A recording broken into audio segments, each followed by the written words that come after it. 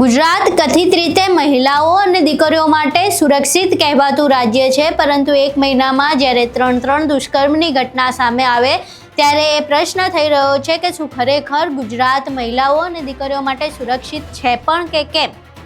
આ આખી જે ઘટના સામે આવી છે તેને લઈને આમ આદમી પાર્ટી દ્વારા એક પ્રેસ કોન્ફરન્સનું આયોજન કરવામાં આવ્યું હતું અને ત્યારબાદ તેઓ મુખ્યમંત્રીના આવાસે વિરોધ માટે જઈ રહ્યા હતા, પરંતુ તેના પહેલા પોલીસ દ્વારા તેની અટકાયત કરવામાં આવી છે। આખી ઘટના શું છે તેના વિશે વિગતે ચર્ચા કરવી છે। નમસ્કાર, તમે જોઈ રહ્યા છો ચક્રવાત ન્યૂઝ, હું આપની સાથે હેમંત।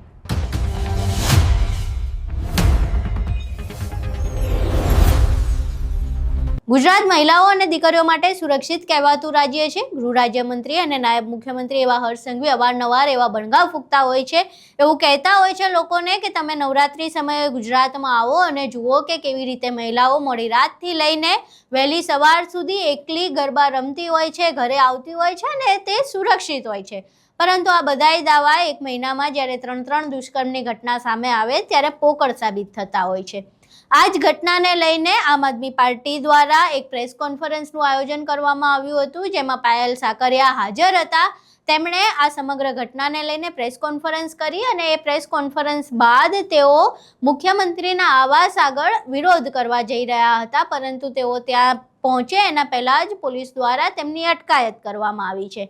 આખી ઘટના વિશે પહેલાં તો પ્રેસ કોન્ફરન્સમાં શું વાત થઈ અને ત્યારબાદ જે અટકાયતના દ્રશ્યો છે એ જુઓ।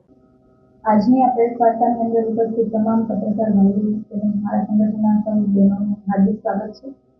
ભાઈએ વાત કરી એવી રીતે આના પહેલા પણ પ્રેસ વાર્તાના આયોજન થકી અમે સરકારનું ધ્યાન દોરવાનો પ્રયત્ન કરેલો અને ગૃહમંત્રીઓ સુધી ગુજરાતની હકીકત પહોંચાડવાનો અમે પ્રયાસ કરેલો હતો, પરંતુ છેલ્લા 10 વર્ષની જો મહિલા સુરક્ષાની વાત કરીએ, આમ તો 30 વર્ષથી ભાજપની સરકાર છે, પણ ટ્રિપલ એન્જિનની સરકાર એટલે કે છેલ્લા 10 વર્ષથી આપણે જો જોવા જઈએ કે ગુજરાતની સલામતી શું છે, ગુજરાતની અંદર શું થઈ ગયું। મોટી મોટી સભાઓની અંદર આ તમામ મંત્રીઓ મોટી વાતો કરતા હોય છે, ફાંફાફોજદારી કરતા હોય છે, પરંતુ રિયાલિટી આખી અલગ છે। અરે તમે વિકાસની વાતો કરો છો, તમે મોટી સલામતીની વાતો કરો છો, ગુજરાતમાં મહિલાઓ સલામત છે એવી ગુજરાતના બહારના રાજ્યોની અંદર તમે સભાઓની અંદર વાત કરો છો, પણ આ ગુજરાતની હાલત શું છે? છેલ્લા 10 વર્ષની વાત કરીએ તો એક પછી એક વર્ષનો જો આપણે NCRB નો રિપોર્ટ જોવા જઈએ કે જેમાં ગુનાઓ નોંધાયા છે, બળાત્કારના ગુનાઓ નોંધાયા છે, એવા તો કેટલાય ગુનાઓ એવા છે કે જે નોંધાયા નથી, ઓન ચોપડે જે નોંધાયા છે એનો આંકડો જો જોવા જઈએ તો છેલ્લા 10 વર્ષમાં એટલે કે 2015 થી 24 સુધી, 2025-26 નો તો રિપોર્ટ નથી હજી રજૂ થયો, 2024 સુધીનો જો રિપોર્ટ જોવા જઈએ તો 6116 મહિલાઓ સાથે દુષ્કર્મ થયું છે એવા કેસ નોંધાયા છે। એક કેસ હોય, 2 હોય, 3 હોય, 4 હોય, એની જગ્યાઓ પર તમે જોવા જાવ તો 6116 દીકરીઓ પીંખાઈ છે, મહિલાઓ પીંખાઈ છે। અને બીજી બાજુ આ નેતાઓ એવી વાત કરે છે કે સબ સહી સબ સલામત। ગૃહમંત્રી ભાષણોની અંદર માત્ર ને માત્ર રીલ બનાવતા દેખાય છે, કોઈને છોડવામાં નહીં આવે, કાયદાનું કામ કરશે। શું કાયદો કામ કરે છે? ક્યાં કોને ડર લાગે છે? કયા હવસખોરોને ડર લાગે છે? કયા માફિયાને ડર લાગે છે? કયા બળાત્કારીને ડર લાગે છે? આટલા વર્ષોથી જો તમારો ડર હોત, તમારી સરકાર છે, બધું જ તમારું છે, તંત્ર તમારું, ઈડી સીબીઆઈ બધું જ તમારું છે, પણ આનો ઉપયોગ માત્ર ને માત્ર રાજકીય લોકોનો અવાજ દબાવવા માટે થાય છે। સામાન્ય લોકો જ્યારે આંદોલન કરે, પોતાના હકની વાત કરે તો એને દબાવવા માટે થાય છે, પણ આ કાયદાનો ઉપયોગ, આ તંત્રનો ઉપયોગ આ જે બળાત્કારીઓ છે એના ઉપર નથી થતો। જ્યારે આવી ઘટના બને છે ત્યારે રેલ મંત્રી આવીને વિડીયોના માધ્યમથી કહે છે કે અમે એમને ખૂબ માર્યો છે, ચાલી ના શકે એવી હાલત કરી દીધી છે અને હવે આગળ કાયદાનું કામ કરશે। શું કાયદાનું કામ કરશે? માનનીય હર્ષભાઈ સંઘવીને હું કહેવા માંગુ છું કે ગૃહમંત્રી છો તમે કદાચ ભૂલી ગયા છો કે આ ગુજરાતની અંદર તમે ખૂબ મહત્વની જવાબદારી ઉપાડશો। આ ગુજરાતની અંદર કોઈ મૂવીનું શૂટિંગ નથી ચાલતું કે તમે એક પછી એક રીલો બનાવો છો ને રીલો બનાવીને તમે લાઇક અને શેર માટે તમે વધારેમાં વધારે પબ્લિસિટી મેળવવા માટેના આયોજન કરો છો। તમે ગૃહમંત્રી છો, રીલ મંત્રી નથી, અને ખરેખર તમારે કાયદાની રીતે જો કામ કરવું હોય તો આવી ઘટનાઓ ના બનતી હોય। છેલ્લા 5 વર્ષની વાત કરું તો ગુજરાતનું બજેટ મહિલાઓની સુરક્ષા માટે કેટલું ફાળવાયું? 25,968 કરોડનું બજેટ ગુજરાત સરકારમાંથી મહિલાઓની સુરક્ષા માટે ફાળવાય છે। આટલા કરોડનું બજેટ ક્યાં જાય છે? જો મહિલાઓ સુરક્ષિત નથી તો જાય છે ક્યાં?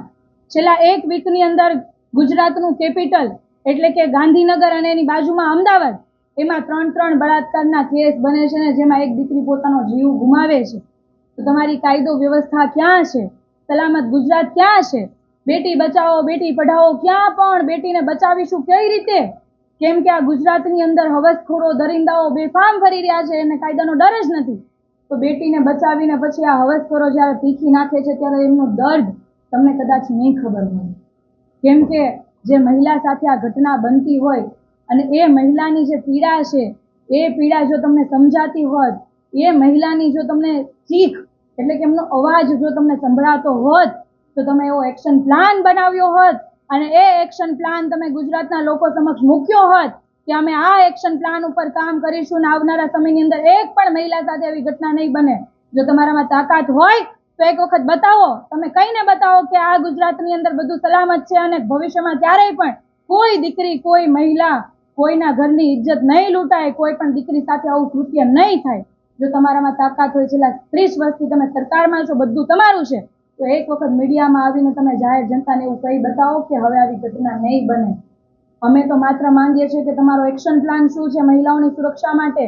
તમે શું આવનારા સમયમાં આયોજન કરવાના છો? છેલ્લા 10 વર્ષમાં તમારી સરકારમાં કેમ કોઈ આયોજનો નથી થયા? કેમ તમારી નિષ્ફળતા દિવસે ને દિવસે દેખાય છે? અને તમારી બધાની નિષ્ફળતાના કારણે આ ગુજરાતની દીકરીઓ પીંખાઈ રહી છે અને આનું દુઃખ તમે જોતા નથી, અથવા તો તમે આંખ આડા હાથ રાખી દો છો કે કાં તો તમને કાન આડા હાથ રાખેલા છે જેથી સંભળાતું પણ નથી અને દેખાતું પણ નથી. ભાજપની અંદર પણ કેટલા બધા ભ્રષ્ટાચારીઓ ભર્યા છે, ભાજપની અંદર જ બળાત્કારીઓ ભર્યા છે. દિવસે ને દિવસે આવી ઘટનાઓ બનતી હોય. ખંભાતની અંદર પણ એવી ઘટના બને છે કે યુવા મોરચાના 3 કાર્યકર્તાઓ એક દીકરી સાથે વારંવાર દુષ્કર્મ કરે છે. પોલીસ એમની ફરિયાદ નથી લેતી કારણ કે એ વ્યક્તિ ભાજપનો કાર્યકર્તા છે. ભાજપની અંદર જો આવા બળાત્કારીઓ ભરશો તો તમે શું કઈ રીતે એક્શન લેશો? ના લઈ શકાય કારણ કે બળાત્કારીઓ તમારી પાર્ટીમાં છે અને વોશિંગ પાવડર નિરમા જેવી તમારી સિસ્ટમ ચાલે છે. તમારી પાર્ટીમાં હોય એટલે સારા, બાકીના કંઈ નહીં. અને માત્ર ને માત્ર રીલ બનાવવાથી, વિડીયોગ્રાફી કરવાથી, શૂટિંગ કરવાથી તમારી કામગીરી નથી દેખાતી. તમારે ખરેખર એક્શન પ્લાન બનાવવો જોઈએ, એવી કાયદો વ્યવસ્થા મજબૂત કરવી જોઈએ જેથી ભવિષ્યમાં આવી ઘટનાઓ ના બને. આ તો મેં માત્ર વાત કરી દુષ્કર્મની કે દુષ્કર્મના છેલ્લા 10 વર્ષના આંકડાઓ એટલે જોવા જઈએ તો 6116. ત્યાર પછી છેલ્લા 10 વર્ષમાં 50,000થી મહિલાઓના અપહરણના ગુનાઓ નોંધાયા છે. આજ દિન સુધી એનો અતોપતો નથી કે સરકારે એના કોઈ આંકડાઓ બહાર પાડ્યા નથી કે આટલી મહિલાઓ મળી ગઈ છે કે આવી રીતના કાર્યવાહી કરવામાં આવી છે. આ કોઈ નાની ઘટના નથી. ગુજરાતની અંદર 50,000 મહિલાઓ ગાયબ થઈ છે. ત્યાર પછી 16 લાખથી વધુ મહિલાઓ ઘરેલું હિંસાનો શિકાર બને છે.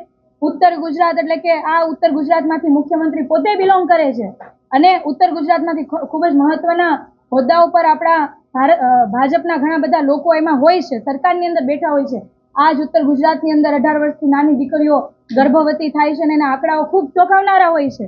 તો આ તમામ પ્રકારના ઘટનાઓ, તમામ પ્રકારના આંકડાઓ જે સત્તાવાર જાહેર થાય છે, આનાથી ખૂબ ગુજરાતની કથળી ગયેલી પરિસ્થિતિ દેખાય છે અને ગુજરાતની મહિલાઓની જે સુરક્ષા છે એ આમાંથી દેખાઈ આવે છે.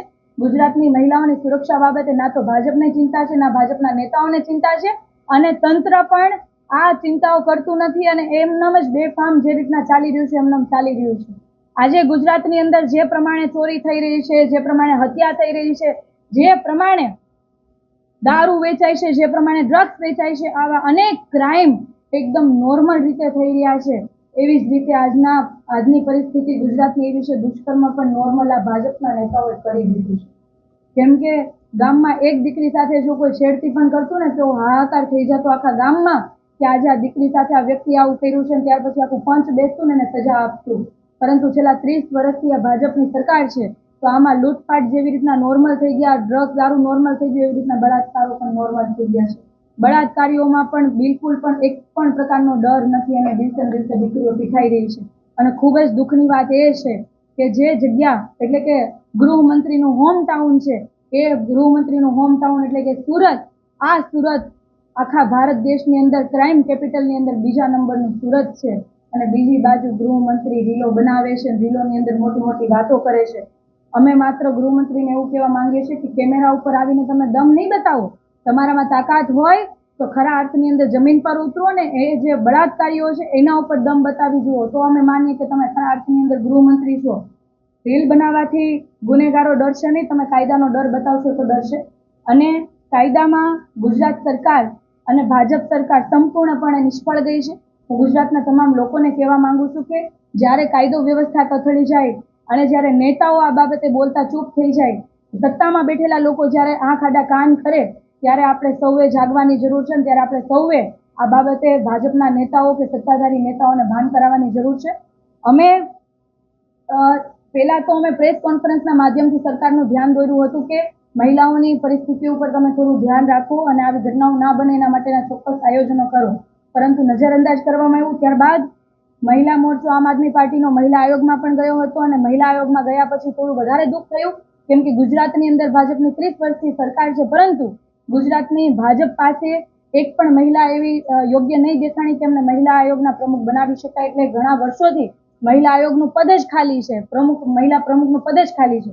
ત્યાર પછી આવી જ્યારે ઘટનાઓ એક પછી એક બને છે, ત્યારે અમારી પોતાની જવાબદારી બને કે જે ગૃહમંત્રી જેમને જવાબદારી કાર્યક્ષેત્રની અંદર આવે છે, તો એમના કાર્યાલય પર અમે સુરતની આખી મહિલાઓની ટીમ સાથે ગયા કે આ કાયદો વ્યવસ્થા કથળી ગયેલી છે, તો તમારો એક્શન પ્લાન શું છે, ખરેખર તમે શું કરવા માંગો છો, મહિલાઓ ક્યારે સલામત થશે, બેનરોમાં નહીં પરંતુ હકીકતમાં ગુજરાતમાં ક્યારે સલામતી આવશે. તો ત્યારે આજ માનનીય ગૃહમંત્રીએ પોતાની તાકાત પોલીસો દ્વારા બતાવી અને અમને ડિટેન કરી લેવામાં આવ્યા અને પોલીસ સ્ટેશન હજીરાના બેસાડી દેવામાં આવ્યા. ત્યારે આજે અમારી પાસે છેલ્લો માત્ર એક જ રસ્તો છે કે અમે આ તમામ બાબતે ખૂબ જ દુઃખી છીએ અને આ વાત જે મહિલા સુરક્ષાની છે, કોઈ રાજકીય મુદ્દો નથી કે કોઈ એવી વાત નથી કે જેના ઉપર રાજકારણ થઈ શકે. અમે માત્ર એટલું ઈચ્છીએ છીએ અને આ વાત લોકોની અને ગુજરાતની હરેક મહિલાની છે અને આ મહિલાની પીડા અમે માનનીય મુખ્યમંત્રીશ્રીને પહોંચાડવા માટે અત્યારે અહીંથી તમામ બહેનો સાથે જઈએ છીએ. આ બહેનો આપણા પ્રદેશના મુખ્ય હોદ્દા પર જે છે એ બહેનો છે, અમદાવાદ ગાંધીનગરના ખૂબ જવાબદાર બહેનો છે. અમે કોઈ પ્રકારનો મોટો વિરોધ પ્રદર્શન કે પછી બીજું કોઈ આયોજન નથી, પણ આજે અમે માનનીય મુખ્યમંત્રીશ્રીને કહેવા માંગીએ છીએ કે તમે જે જાહેર મંચ ઉપરથી કહો છો કે અમારી સરકાર મૃદુ સરકાર છે, સંવેદનશીલ સરકાર છે, તો મહિલાઓ માટેની તમારી સંવેદના ક્યાં મરી ગઈ છે? તમારા મંત્રીઓ એક પછી એક રીલો બનાવે છે, પરંતુ દિવસે ને દિવસે દીકરીઓ ભીખાય છે, તેના માટે તમે શું આયોજન કરશો? આ અનેક સવાલ સાથે ગુજરાતની હરેક મહિલાના સવાલ સાથે અમે અહીંયાથી મુખ્યમંત્રીશ્રીના આવાસ તરફ જઈએ છીએ અને આ તમામ સવાલો અમે માનનીય મુખ્યમંત્રીશ્રીને પૂછીશું.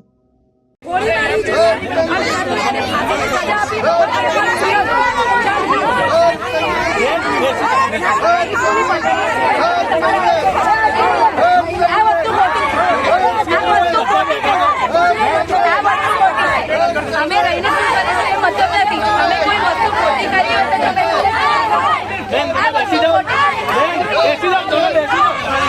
લઈ જવા માટે ખોટી વસ્તુ અમે કોઈ વાત સાથે નથી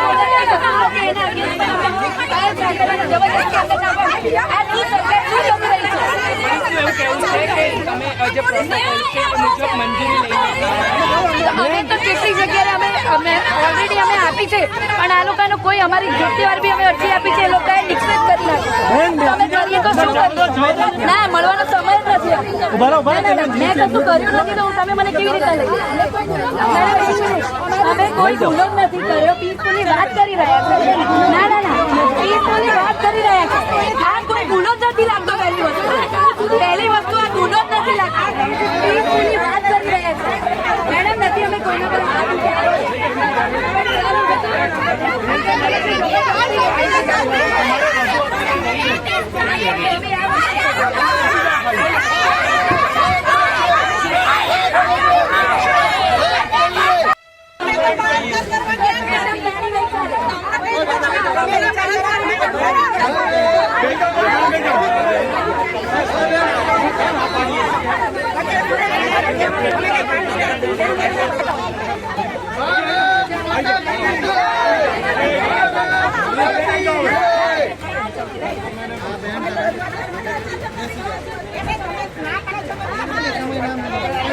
લોકશાહી છે, આ લોકશાહી છે. ના